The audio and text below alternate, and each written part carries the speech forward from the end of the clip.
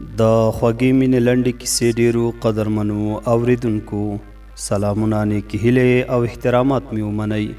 قدرمنو اوریدونکو د خوږې مینې لنډې کیسې اتمې و له درده ډکې برخې ته مو زه سمیع الله ایوبي هرکلی کوم. دا هم تاسې او دا هم د کیسې اتمه برخه. امید لرم چې دغه دردونکې برخه تر پایه پورې راسره واورئ.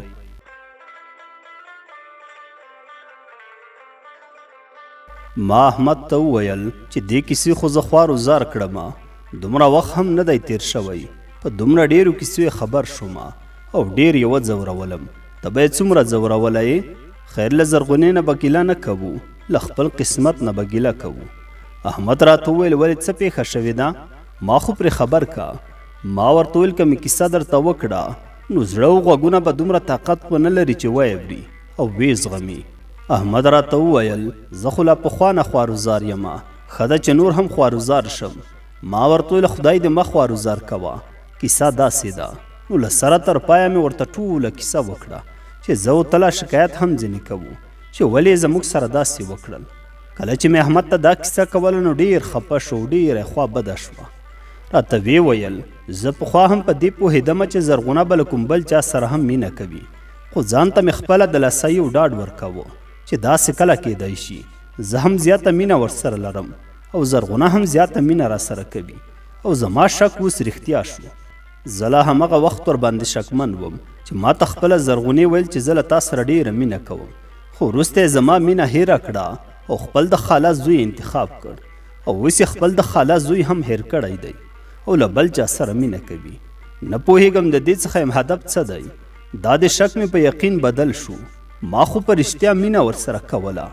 زه نو د دې په دا کیسو څه خبر وم او څه به خبرېدم چې تا نه وای راته ویلي. زما زړه خو له هغه وخته څخه هم خوړین و او اوس چې دا کیسه د راته وکړه خو بیخي خوړین شو. او دا رښتیا ده چې په ښځه باور کول د ځان تباه کول دي. ښځې څومره مکارې دي، په یوه ساعت کې 10 رقمه کیږي، په یوه حال نه وي. ما ورته ویل چې رښتیا هم دا رقم ښځې د باور کولو وړ نه دي، که دې باور پرې وکړ ځان دې اور ته واچوو. ښه اوس دا راته ووایه څه کوو او څه نه ورسره کوو، ځکه زه او ته دواړه د زرغونې ښکار شوي یو. احمد راته وویل زما خو دا خوښه ده چې له دې نه وروسته به یې پرېږدو، زه به هم لاس ځینې واخلم او ته هم لاس ځینې واخله. ما ورته ویل دا خو ښه کار دی چې بیخي یې هیره کړو، خو که مو اوس هم داسې پرېښوده نو زما او ستا غوندې به نور ځوانان هم د دې ښکار شي، زما او ستا غوندې به نور هم همداسې په اور کباب کړي، د نورو ځوانانو د ښکار څخه به یې راوګرځوو. څنګه داسې ده نه ده خوښه؟ احمد وویل همداسې مې بیخي خوښه ده در سره، خو څنګه به ورسره وکړو چې نور ځوانان د دې له ښکاره وساتو. ما ورته ویل په دواړو سره به یو پلان ورته جوړ کړو.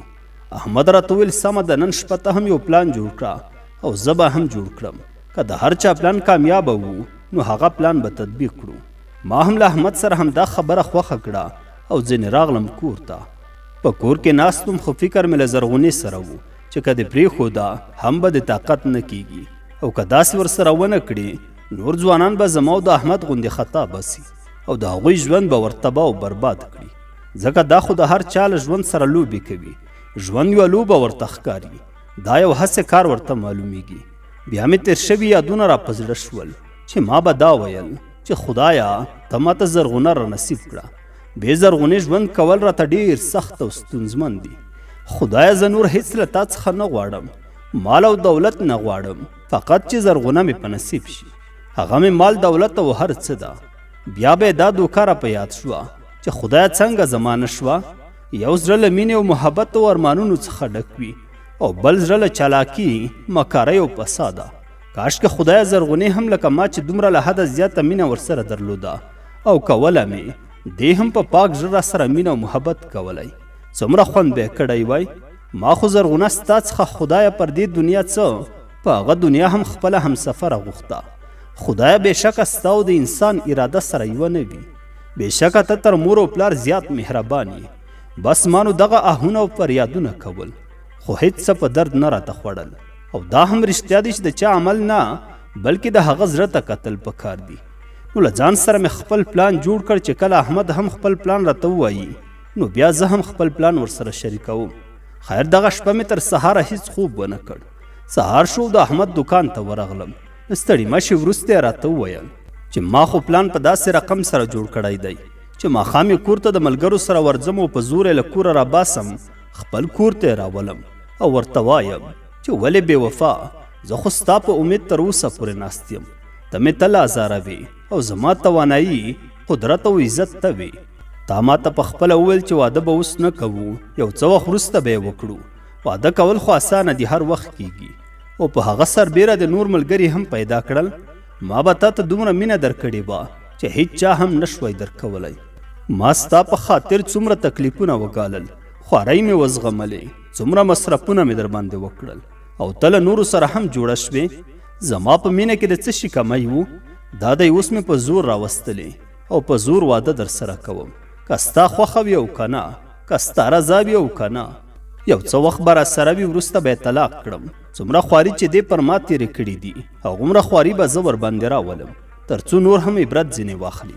ما خو داسې پلان جوړ کړی او زما ملګرو هم داسې راسره خوښه ده. زما خو دغه پلان دی. آیا زما پلان دې خوښ شو که نه؟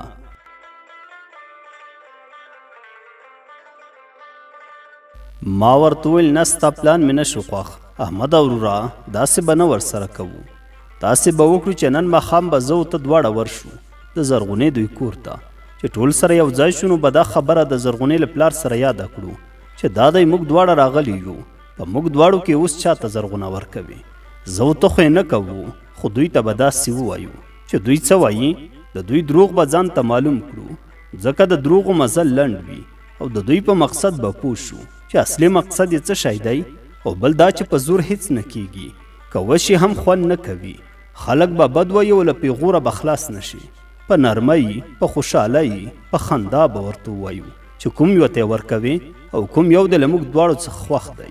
که څه هم زه ځینې تېر یم او په کار مې نه ده، هغه مینه مې بس ده کومه مې چې مخکې ورسره کوله، او هغه مینه به تر مرګه پورې په خپل زړه کې پټه ساتم.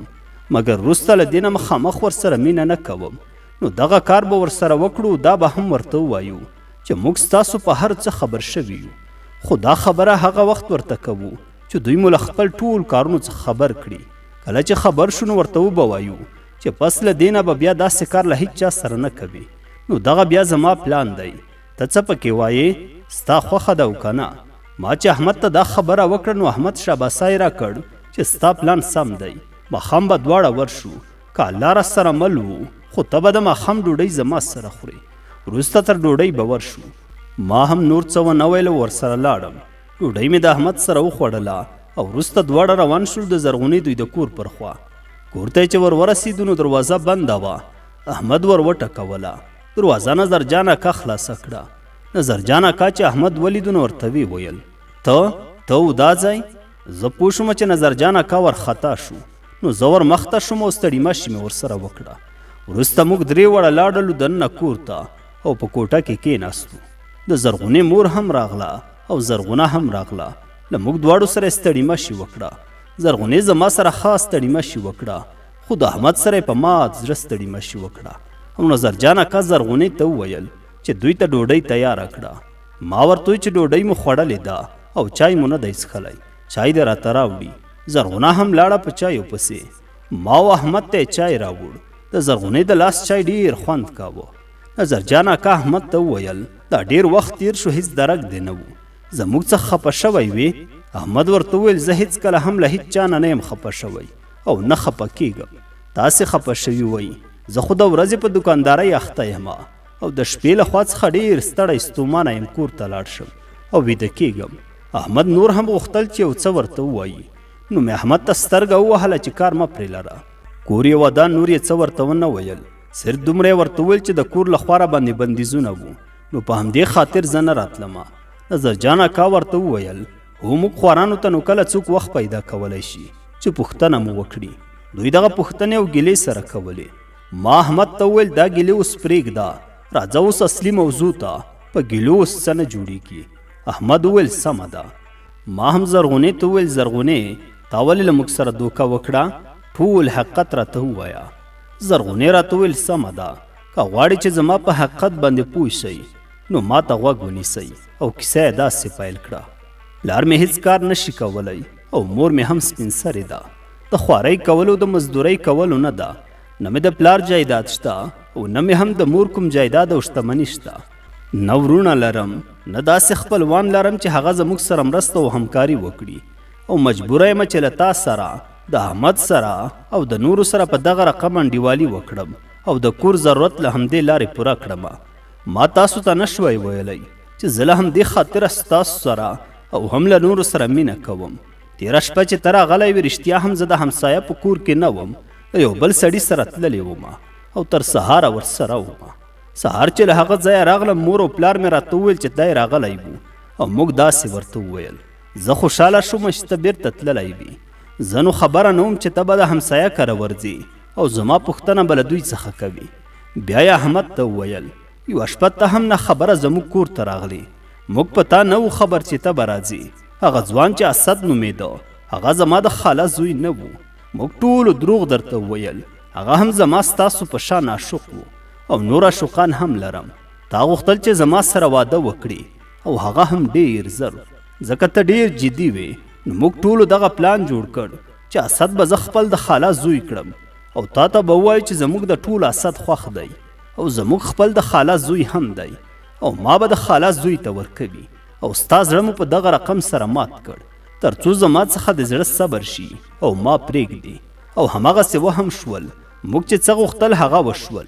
زه به تاسو ته خپله ټوله کیسه وکړم چې ولې زه دې کار کولو ته مجبوره شوم او ولې دا کار کوم. اوس خو بې له هغه څخه هم ټوله کیسه تاسو ته معلومه ده او زه به تاسو ته خپله د مجبورۍ کیسه هم وکړم. څه وجه وه چې دې کار ته مجبوره شوم او ولې مې دا کار کوو.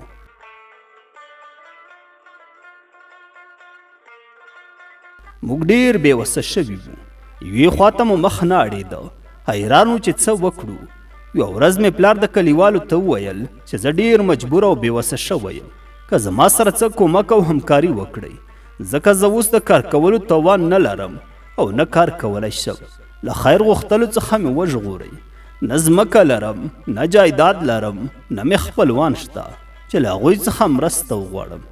د خدای او د هغه د رسول په خاطر زما سره مرسته وکړئ. خو هیڅ چا مرسته ورسره ونه کړه او هر یوه به ورته ویل چې کار څنګه نشي کولی، هسې موږ غلطوي، هر څه کولی شي. پلار بیچاره به بیرته نا امیده کور ته راغی. ډېرې شپې او ورځې موږ وږې او تږې تېرې کړې. هیڅ چا مو فریاد نه اورېده. موږ ټول حیران وو چې څه وکړو. یو څه وخت مې مور د همسایهګانو کره د کور کالي پرېمینځل او د هغوی خټې هم ورته کولې او زموږ لپاره یوه ډوډۍ مړۍ تیاروله. ورځ یې دومره کالي پرېمینځلي وو چې بیخي تر 3 ورځې پورې له ځایه نه شوه خورېدی. دومره دوا مې پرې وکړه چې څه پیسې مو درلودې هغه ورباندې لاړې او ډاکټرانو له درانه کار څخه منع کړه چې دروند کار به نه کوي. مور ته مو زما او زما د پلار تمه وه. هغه تمه مو هم ځنې وخته. آخر ته پلار مې په بازار کې خیرات ټولول شروع کړل. په ټوله ورځ کې به یې هغه ډېرې پیسې چې ټولې کړې وې نو 100 یا 1.5 افغانۍ به وې. یو څه موده مو په دغه رقم سره ګزاره کوله، خو صحیح ګزاره مو نه کېده تر څو ما دا تصمیم ونیو چې زه هم باید کار وکړم. هغه وخت زما عمر 15 کاله نه و. نو ما هم د مور په شان د همسایهګانو د کور کالي او د خټو کول شروع کړل. زه نو پیغله وم. دا پیغلتوب راته سور اور و. که نه ما هر کار کولی شوی او ښه په اخلاص مې د هر چا کار کوو، خو چې هر ځای ته به لاړم په کور کې به چې وم نو ټولو به دا راته ویل چې ته خو پیغله یې، ولې د پلار او مور نه ورکوي؟ په تا خو یې غاړې بندېږي، تا خو باید واده کړي. ما به له ځان سره ویل چې زموږ څه حال دی، په یوه ګوله ډوډۍ پسې حیران یو او دوی څه غواړي. دوی به چې ما ته دا خبرې کولې نو زه به ډېره زهیرېدم، خو موږ ډېر مجبوره وو. د هر چا خبرې مې پر ځان قبلولې.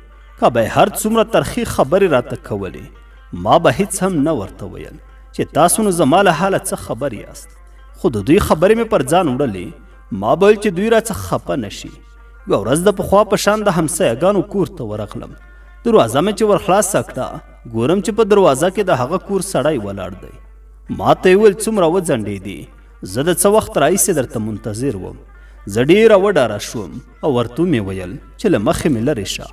خو ده راته ویل ولې لرې شم؟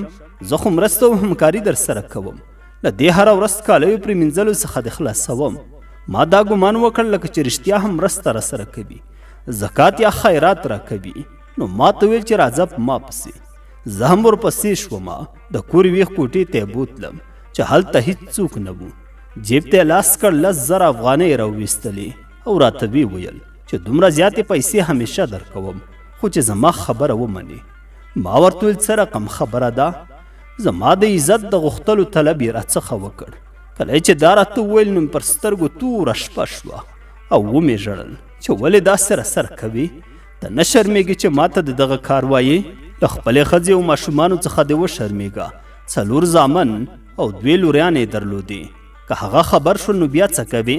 خو هغه ظالم راته وویل چې هغه نو څه خبرېږي؟ ما ورته وویل چې دغه پیسې په خیرات او زکات کې راکړه. ډېرې دعاوې به درته وکړم خو هغه زما د دعاو په کیسه کې نه و. نفس او شیطان ور باندې زور کړی و. ما ډېرې زارۍ ورته وکړې چې ته زما عزت په دغو 10,000 غواړې او زما ژوند را تباه کوې. ته زما ژوند او راتلونکي ته نه ګورې. خو زما هیڅ خبرې اثر ور باندې ونه کړ. ما چې په خپلې بېوزلۍ او خپلې بېکسۍ او بیا به مې د ده ظالم دا 10,000 افغانیو ته وکتل. زه خو نو پیسو ته ډېره مجبوره ومه. نو ورته مې ویل چې زه دې کار ته تیار یم چې خپل ټول ژوند راتلونکی او عزت پر تا د 10,000 افغانیو په بدل کې خرڅ کړم. نو د هغه ساعت په اړه به څه درته ووایم چې څنګه پر ما تیر شو. نه یې زما معصومیت ته وکتل نه یې زما مجبوري ته وکتل. لکه وږي لیوه ته چې په لاس ورغلی وم همغسې زما عزت له خاورو سره خاورې کړ. او په آخر کې راته وویل ګوره چې څوک درنه خبر نشي او هیڅ چاته ونه وایي. ما ورته ویل چاته به نه وایم خو الله ته به څه جواب وایي؟ هغه خو د وینې او در باندې خبر دی. دا خبرې مې د ژړا په حالت کې ورته وکړې خو دې ویلو هم پر د ظالم هیڅ اثر ونه کړ. پیسې راکړې او ځینې راغلم کور ته. کور ته چې راغلم مور مې راته وویل ولې دومره وختي راغلې لورې؟ نن لکه چې کار نه وو. مور ته مې مخکې له ځواب ورکولو دومره وژړل چې همسایهګان را باندې خبر شول. زما ژړا چې مې مور ولیده هغې غریبې هم راسره وژړل. دا خو په دې نه وه خبره چې ما څه کړي دي. ما ته یې وویل څه وکړو؟ له هرې خوا نه لارې را باندې بندې شوې. که هر څوک هر څه درته وایي ته به یې زغمې. ته خو زما لور یې ته باید لویه سینه ولرې. زه په تا فخر کوم چې ستا په شانې لور لرم. آیا بیا ګاونډیانو کوم پیغور درکړی دی؟ ما ورته وویل چې نه مورکۍ ما ته هیڅ چا پیغور نه دی راکړی او نه زه د چا د پیغور په کیسه کې یم.